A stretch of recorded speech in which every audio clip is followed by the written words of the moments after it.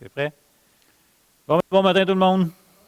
Bon, bienvenue à cette capsule sur Jacques, encore une fois. On est rendu au chapitre 4, versets 13 à 17 qu'on va faire ce matin.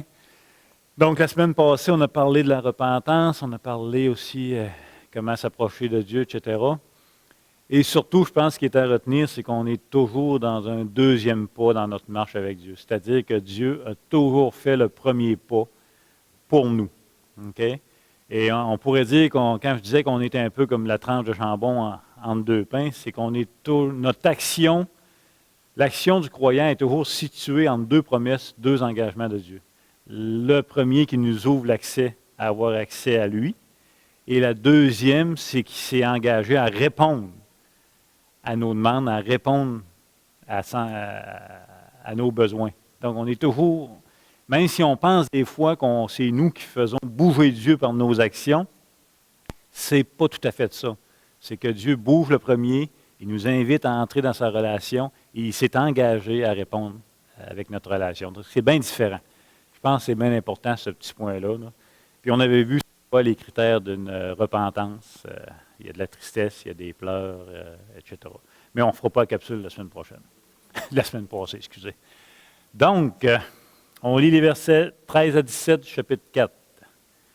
À vous maintenant, qui dites, aujourd'hui ou demain, nous irons dans telle ville, nous y passerons une année, nous trafiquerons et nous gagnerons. Vous qui ne savez pas ce qui arrivera demain, car qu'est-ce que votre vie? Vous êtes une vapeur qui paraît pour un peu de temps et qui ensuite disparaît. Vous devriez dire, au contraire, si Dieu le veut, nous vivrons et nous ferons ceci ou cela.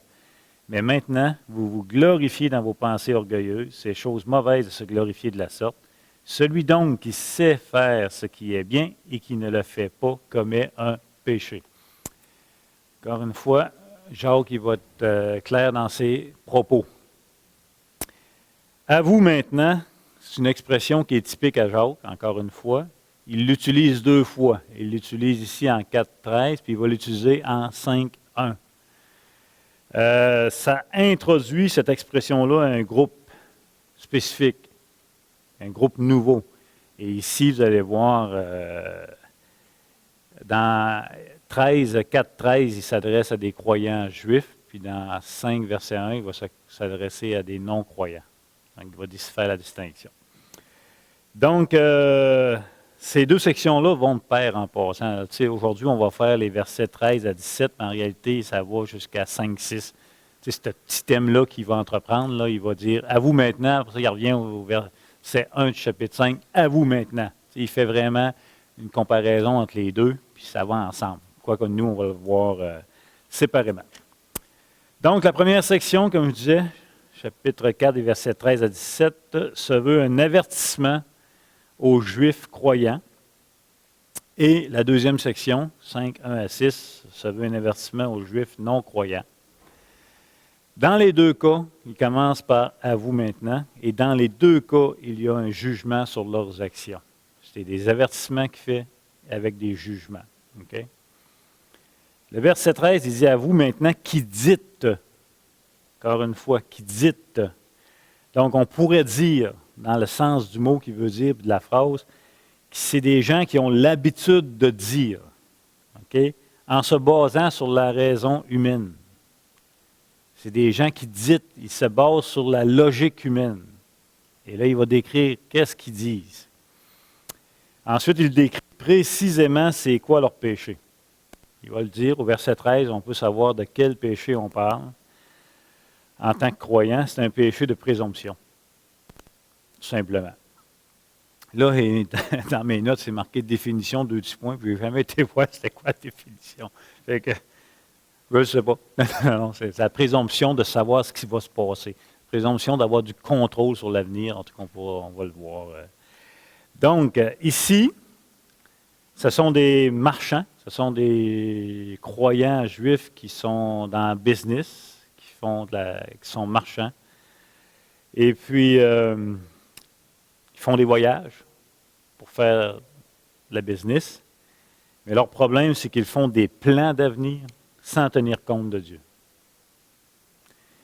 Et le verset 13, on va le voir plus précisément. on va constater comment tout est bien réfléchi. Regardez bien le verset 13. Il dit « À vous maintenant qui dites ». Puis gardez dans l'idée que le verbe, le sens de la phrase, c'est qu'ils disent régulièrement, c'est qu'ils disent spontanément. Ça fait partie de leur vie de le dire, toujours en se basant sur une logique humaine.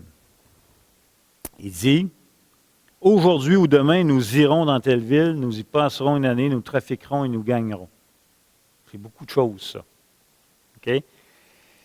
Donc, premièrement, ils choisissent eux-mêmes du moment propice.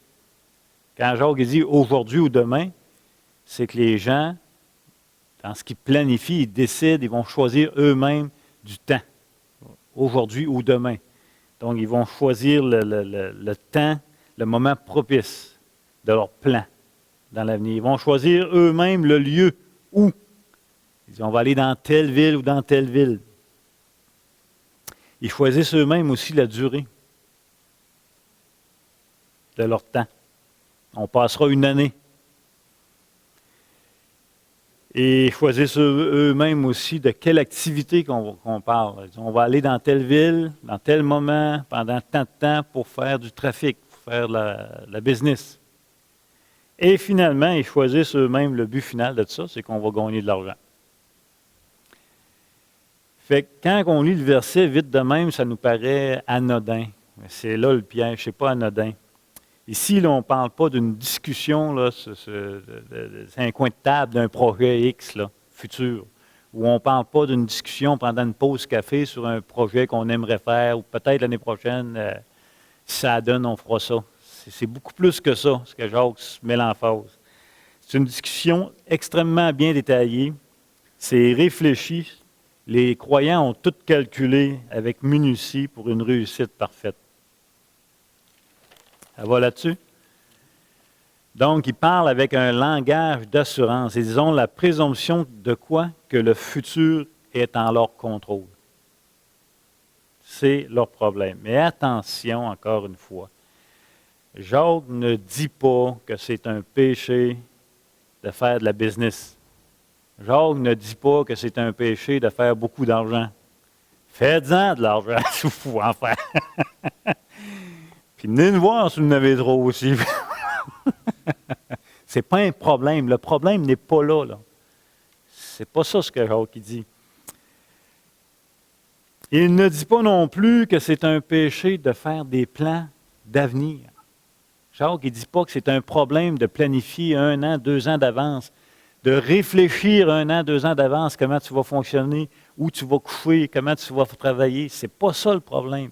Planifier, ça c'est de la sagesse de planifier. Leur problème n'est pas là. Ce qu'ils font, c'est parfait. Ce qu'ils font au verset 5, au verset 13, là, c'est sage, c'est parfait.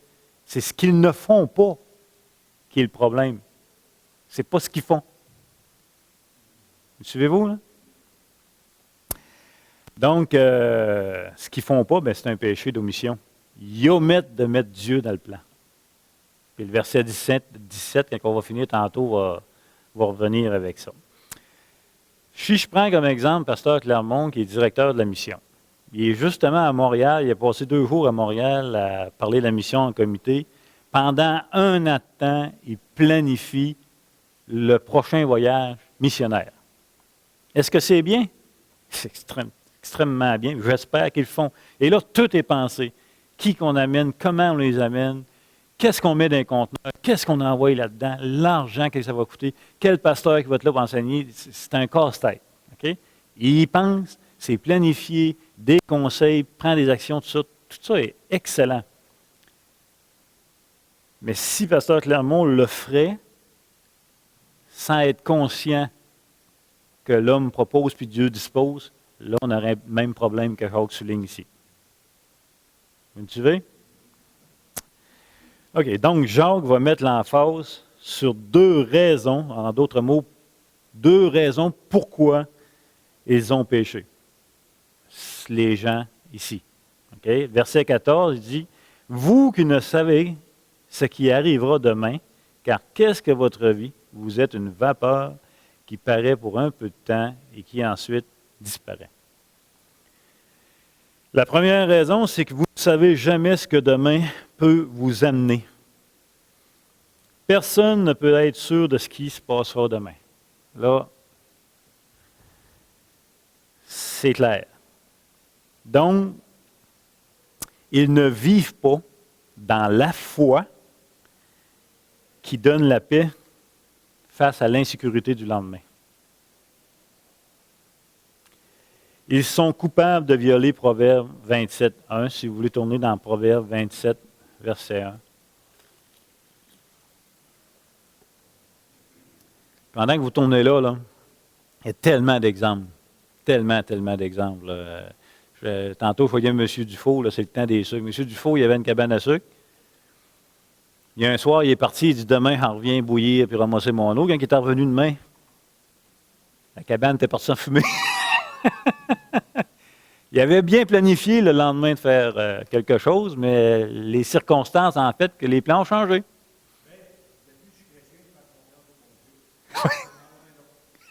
C'est ça. Tout à fait. Vous avez toutes des situations comme ça, mais on va parler de comment on peut faire entre être déçu, c'est une chose, puis être frustré, c'est une autre chose. Donc, 27.1, ça dit « Ne te vante pas du lendemain, car tu ne sais pas ce qu'un jour peut enfanter. » Donc, ici, nos gens, du verset 13, sont coupables de violer ce commandement. Pourquoi? Parce qu'ils se vantent du lendemain. Ils sont donc orgueilleux de leur avenir. Ils vivent comme si l'avenir leur appartient. Comme s'ils ont un contrôle sur l'avenir, ces circonstances. Ça, c'est la première raison pourquoi Jacques va dire qu'ils ont péché. La deuxième raison, c'est qu'on est voyageurs sur cette terre, c'est que la vie est courte. Donc, il leur rappelle, mais qu'est-ce que votre vie? Une vapeur. Moi, j'ai toujours l'image d'une vapeur qui sort de notre bouche, là. Il a assez fait froid cette année qu'on a dû vivre ça au moins. Tu sais, quand tu sors dehors et tu fais une belle boucane avec ta bouche, c'est le fun pareil. Là, tu sais, mais ça ne dure pas longtemps. Tu la vois, puis tu ne la vois plus. C'est l'image que Jacques nous donne de notre vie. Un petit peu épeurant, là. La vapeur apparaît, mais elle disparaît aussi vite. Puis aujourd'hui, vous êtes là et demain, vous n'êtes plus là. La vie peut s'arrêter, c'est très rapidement. Ça, c'est un autre point. Fait que Jacques, il va leur rappeler ce point-là. Vous êtes en train de faire des projets à long terme avec une intense minutie de réflexion sans tenir compte que votre vie est une vapeur. On a tellement d'exemples. Je vois Olivier assis là, un matin, il s'est levé pour aller travailler. Là. Finalement, il s'est retrouvé avec un problème de santé. C'est plein, là. Notre vie, c'est rien.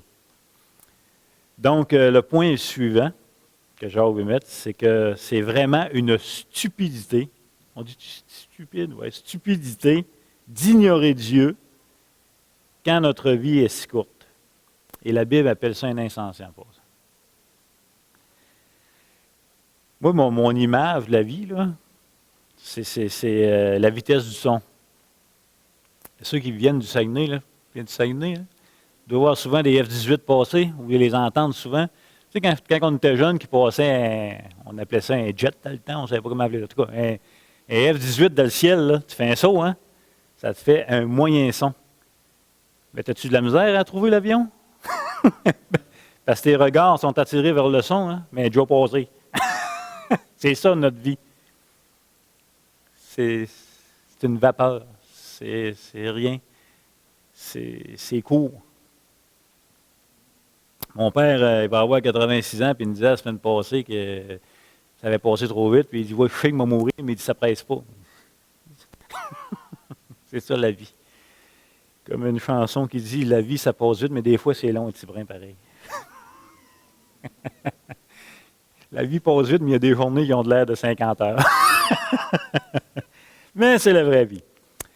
Donc, Jacques attaque de plein fouet leur autosuffisance leur autonomie, leur orgueil. OK, en passant, si Dieu nous accorde cette grâce, OK, je dis bien nous accorde cette grâce, de saisir ce point de vue-là, de saisir que notre vie est une vapeur, quel va en être le résultat? Bien, le résultat va être automatiquement l'élimination de la vantardise du lendemain. Si Dieu nous accorde la profondeur de saisir que notre vie n'est une vapeur sur cette terre, notre cœur verbalisera plus la vantardise du lendemain, la vantardise des projets futurs. Moi, je vais faire ça, puis moi, je vais faire ça, puis quand je vais être là, je vais faire ça. Ça va être un moi, si Dieu le veut. Si j'ai la grâce, on va peut-être faire ça. Ça va changer vraiment notre... et ça va faire quoi, ça? C'est que ça enlève la frustration. Et là, je vais faire la distinction entre la frustration et la déception. Être déçu qu'un projet ne marche pas, c'est sain, c'est normal. Quand on avait eu le tremblement de terre en Haïti, il y avait un groupe qui était à Montréal qui se préparait à décoller, là. Est-ce qu'ils ont décollé? Non. Est-ce qu'ils étaient déçus? C'est sûr qu'ils étaient déçus. Est-ce qu'ils étaient frustrés? Là, je ne sais pas. Je ne leur demanderai pas individuellement. Mais la différence entre déçu et frustré, c'est de comprendre qu'on ne contrôle pas les événements futurs. Que ça appartient à Dieu. Je ne sais pas, mais vous planifiez de quoi? Vous investissez des sous. Ça n'arrive pas, je ne sais pas, je ne veux pas donner d'exemple nécessairement spécifique, mais ça n'arrive pas parce que vous tombez malade, un accident, l'autre, peu importe. Vous perdez même des sous parce que ce n'est pas toujours remboursable. Est-ce que vous êtes déçu? C'est sûr. Là, ne tombez pas dans le panneau, il ne faut pas être déçu parce qu'on manque de foi. Non, non, non. C'est normal la déception de ce coin-là. La différence, c'est entre être déçu et être frustré. Si vous devenez amer, c'est que la prémisse dans votre cœur n'est pas ancrée. La prémisse, c'est qu'on n'a pas le contrôle sur l'avenir. Dieu seul contrôle les événements futurs. Dieu seul contrôle notre propre vie. Ça fait différent et ça va amener une paix. Oui, il y a une déception, puis après ça, on a une paix avec les événements. Coudonc, Dieu n'est pas resté surpris, là. Quand il y a eu un tremblement de terre en Haïti, là, il n'a pas sorti son ordinateur et il dit qu'est-ce qui fait manquer. Là. Il n'a pas dit qu'est-ce qui se passe, je ne l'avais pas vu venir. Là. On s'entend. Là. Nous, on était surpris en panique, mais lui. Donc, c'est vraiment la différence. Je pense que quand je dis que Dieu nous accorde la grâce, là, c'est parce que moi, j'ai de la misère. J'ai souvent l'impression que je contrôle. Fait que, honnêtement, il faut demander que Dieu nous accorde la grâce de saisir cette profondeur-là, que notre vie est une vapeur, puis que les événements du lendemain ne nous appartiennent pas. Ce qu'un veau peut enfanter, je peux penser ce qu'il va enfanter, mais ce qu'il va réellement enfanter, ça ne m'appartient pas. OK. Après nous avoir réprimandé sur ce que nous n'avons pas fait, d'accord, ici, il va nous dire ce que nous devons faire maintenant. Ça, c'est le verset 15. Il dit, vous devriez dire, au contraire, si Dieu le veut, nous vivrons et nous ferons ceci ou cela. Encore une fois, ici, le dire est bien intéressant. Il dit, vous devriez dire, ici, là, c'est habituellement et continuellement. En d'autres mots, ça devrait faire partie de votre vie. Vous devriez dire, pas une fois dans votre vie, mais vous devriez dire habituellement et continuellement. C'est un peu le sens de toute cette phrase de verbe-là. Donc, ça devrait être une valeur de vie, si vous voulez. Encore une fois, il ne dit pas que leur plan est mal. Je le répète, il n'est pas en train de dire que ce qu'ils ont planifié de la réfléchir, c'est mal. Mais ils devraient toujours les faire dans la connaissance que Dieu fait partie de leur vie. Ils devraient toujours faire des plans en cherchant à connaître la volonté de Dieu dans leur vie. Et si faisant ceci, bien, ils seront toujours prêts à changer leur plan lorsqu'ils discernent la volonté de Dieu. Vous me suivez? En d'autres mots, ils peuvent planifier dans un an qu'on sera dans telle ville, puis qu'on y passera peut-être un an pour faire tel type de trafic dans le but de faire tel type d'argent. Pas de problème, ils peuvent le planifier. Mais il faut qu'ils comprennent qu'à mi-année, peut-être, de leur plan, ça va peut-être s'arrêter pour X raisons. Et est-ce qu'ils vont devenir amers? Bien là, c'est toute la question d'être en paix avec la volonté de Dieu. Ou est-ce un changement que Dieu va amener pour les amener à un autre endroit dans leur vie? Je pense souvent à notre frère Charles Millette. Charles Millette, quand il s'est en allé en Afrique, là, si je me trompe des mots, notre frère Charles, c'était en Afrique la première fois. Il était parti pour 3 ans. Hein? Il a fait combien de temps? Mais il est resté combien de temps?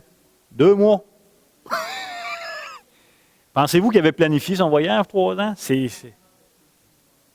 Ouais. 3, OK. Mais anyway, il est revenu. Ça, c'est Dieu qui contrôle les événements et les temps.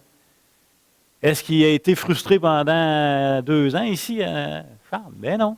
Vous voyez, mais tout dépend de ta prémisse d'accepter la souveraineté de Dieu sur le futur, sur nos vies. En passant, l'épître de Jacques est écrit avant l'an 70, donc avant le fameux événement de la destruction du temple à Jérusalem. Et Jérusalem et le temple, c'est l'endroit où toute l'économie vire. Fait que c'est sûr qu'il y a des commerçants à qui Jacques s'adresse qui vont vivre des changements de situation. Parce qu'en 70, quand le temple va être détruit, l'économie tombe à terre, carrément. Et tous les commerçants de la diaspora vont aussi, l'économie va tomber à terre parce que le central de l'économie est Israël. Donc, ils vont le vivre concrètement en 70, ces commerçants-là. Un changement radical.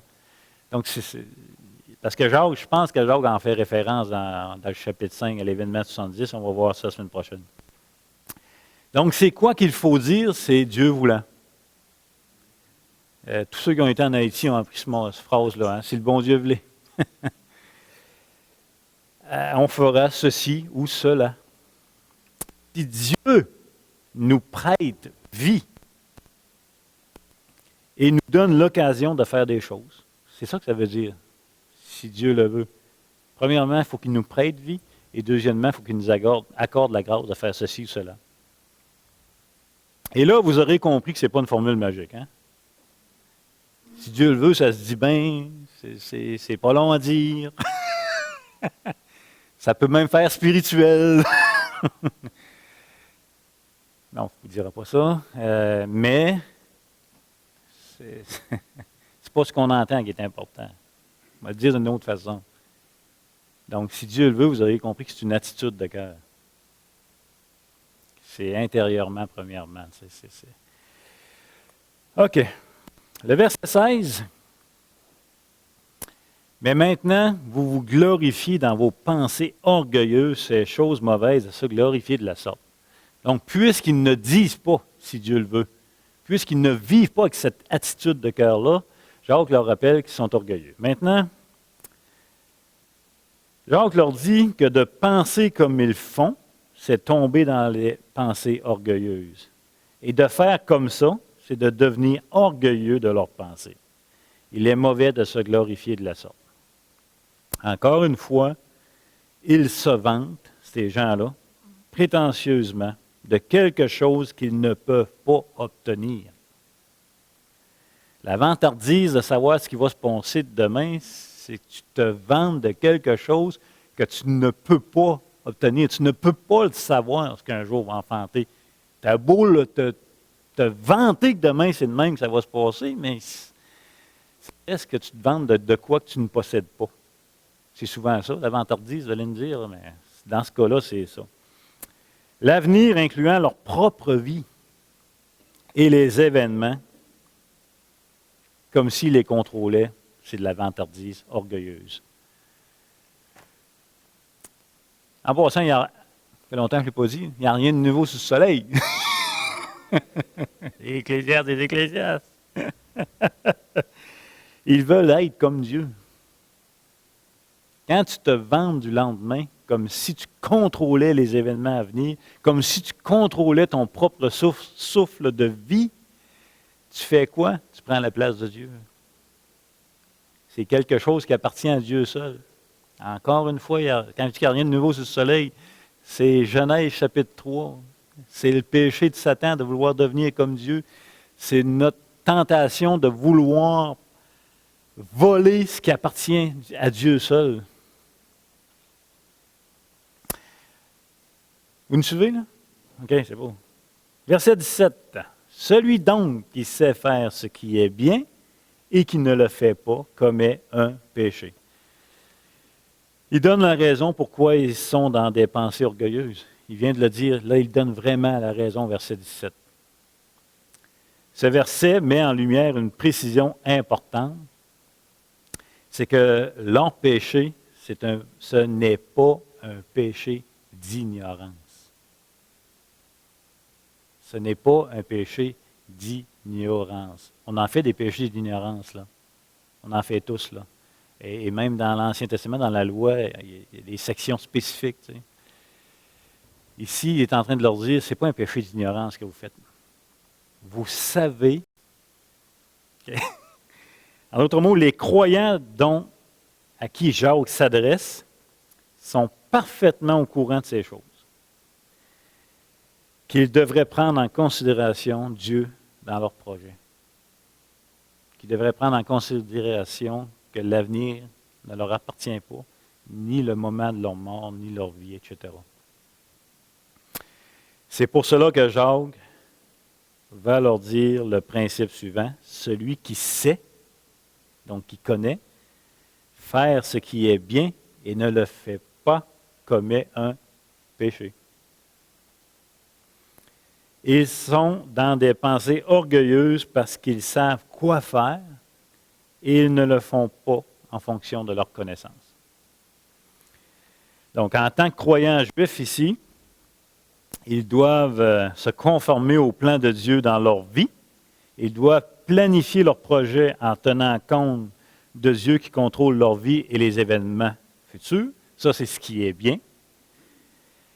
Mais, devenant orgueilleux, parce qu'ils sont orgueilleux dans leur planification, en ignorant Dieu, ils manifestent leur péché parce qu'ils ne font pas ce qui est bien. Donc, c'est un péché d'omission. Et si on prendrait, vous vous souvenez des premiers chapitres de l'Épître de Jacques, on appellerait ça comment? Un auditeur oublieux, comme Jacques les a appelés. Un auditeur oublieux, c'est quelqu'un qui a entendu, qui connaît ce qui est bien à faire, qui connaît la volonté de Dieu pour sa vie, mais qu'après, il oublie ce qu'il a entendu et il ne fait pas. Ils sont des auditeurs oublieux et Jacques va dire, vous savez ce qui est bien, mais vous ne le faites pas. Vous savez, mais ça ne passe pas à l'action. Entre les deux, là, tu as oublié comment ton visage est dans ton miroir. Tu t'as pas plongé, tu n'as pas été plus loin. En passant, ça prend beaucoup d'humilité parce qu'on veut toujours contrôler notre vie, les événements. Ça paraît tellement niaiseux, ces passages-là. Là, ben, tout le monde, si je vous demande, savez-vous demain ce qui peut arriver? Vous allez tout me dire, ben non, on ne sait pas, lui, voyons. Vous allez tout me dire, ben non, Dieu seul le sait, puis vous allez tout me dire de quoi de vrai. Mais si moi, je me prends comme modèle, là, tabarnouche que je me fais pogner souvent. Parce qu'on adore, là, dans le sens correct du mot, là, contrôler ce qui va se passer demain. On aime vraiment contrôler les événements qu'on pense, et encore plus notre vie. Aussitôt qu'il nous arrive de quoi, notre premier réflexe souvent de dire, mais qu'est-ce que j'ai fait? Comme si on avait cumulé de la garantie qu'il ne nous arrive à rien. Fait que quand je vous dis que Dieu nous accorde la grâce de saisir chaque jour que notre vie est une vapeur, là, hey, ça va être une moyenne liberté pour nos vies. Donc, je vous donne, on arrête là, tiens. Je vous donne des lectures. J'aimerais que, si vous avez le temps, bien sûr, Luc 12, 13, 21. Luc 12, 13, 21, c'est la parabole du riche insensé qui va venir mettre un complément à ce qu'on vient de voir. Juste une phrase sur ce riche insensé, c'est que à aucun moment de sa vie, ce riche-là se préoccupe de Dieu, des pauvres et de son éternité. Dans la parabole du riche insensé, c'est moi, moi, moi. Et comment jouir le plus longtemps possible de sa richesse, etc. Et vous remarquerez qu'au verset 20, Jésus dit c'est un insensé. Parce qu'il pense contrôler la vie et les événements. Lecture Matthieu pour la semaine prochaine, Luc 8, 52. Luc 8, 52. Quand vous allez lire ce verset-là, vous allez dire c'est quoi le rapport. Essayez de le voir avec les chapitres 5, les 6 premiers chapitres du chapitre 5. Après ça, Luc 16, 19, 25. Luc 16, 19, 25. Matthieu 6, 19, 21. 6, 19, 21. Et évidemment, le chapitre 5 de l'Épître de Jacques. Vous allez voir que les 6 premiers chapitres, les 6 premiers versets du chapitre 5 de Jacques, il n'y a pas de dentelle dans ses mots. Il varlope ça solide. Bon dimanche tout le monde. Dieu bénisse.